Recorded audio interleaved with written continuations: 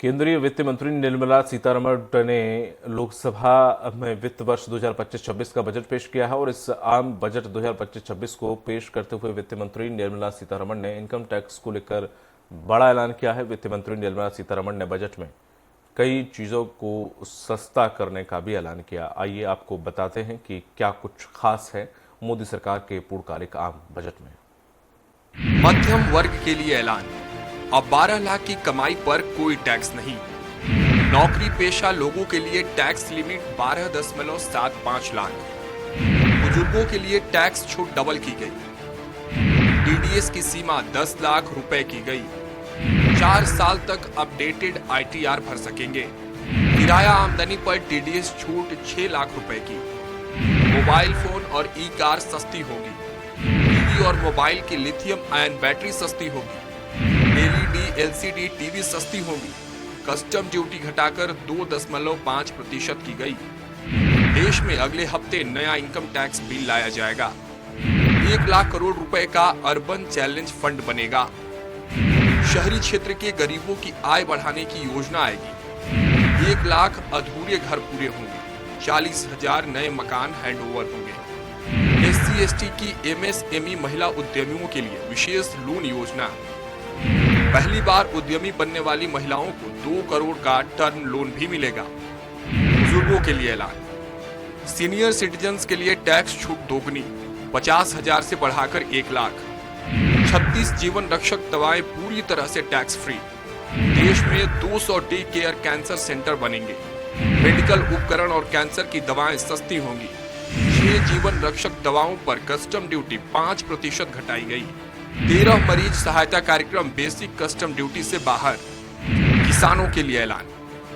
किसान credit card की limit 3 lakh से बढ़ाकर 5 लाख रुपए की गई। पीएम धन धान्य कृषि योजना शुरू होगी। 100 जिलों को होगा फायदा। डेयरी और मछली पालन के लिए 5 लाख रुपए तक का लोन। समुद्री उत्पाद सस्ते होंगे। कस्टम ड्यूटी 30% से घटाकर 5% की गई। अंडमान निकोबार और गहरे समुद्र में मछली पकड़ने को बढ़ावा मिलेगा। बिहार के किसानों की मदद के लिए मखाना बोर्ड का गठन होगा। मिथिलांचल में पश्चिमी कोसी नहर परियोजना शुरू होगी। दालों में आत्मनिर्भरता हासिल करने के लिए 6 साल का मिशन।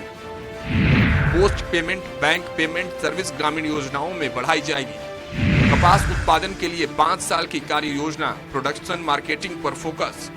असम के नाम रूप में नया यूरिया प्लांट लगेगा। युवाओं के लिए ऐलान।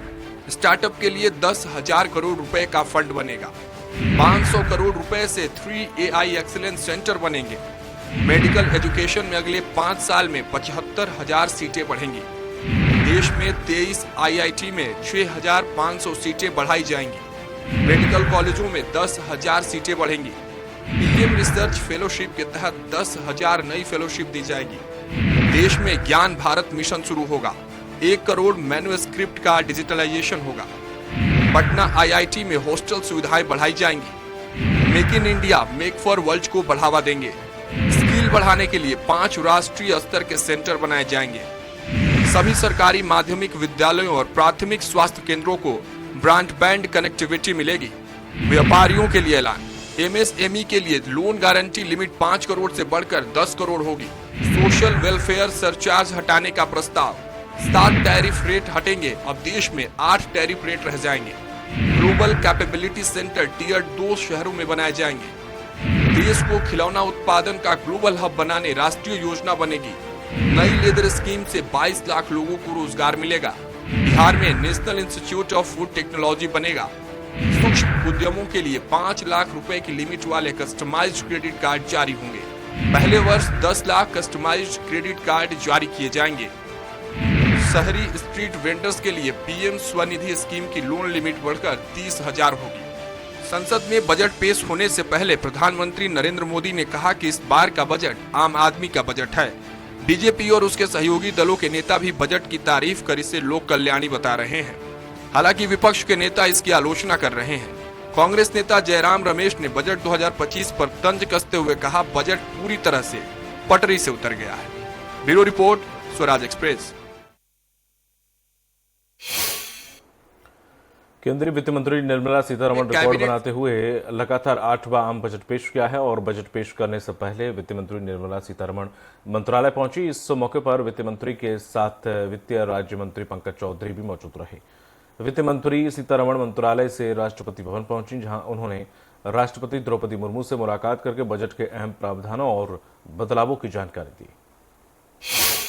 संसद भवन में कैबिनेट से बजट 2025 को मंजूरी मिलने पर वित्त मंत्री सीतारमण ने बजट भाषण पढ़ना शुरू किया। उन्होंने बजट को पीएम मोदी के विकसित भारत के संकल्प को पूरा करने वाला बताया।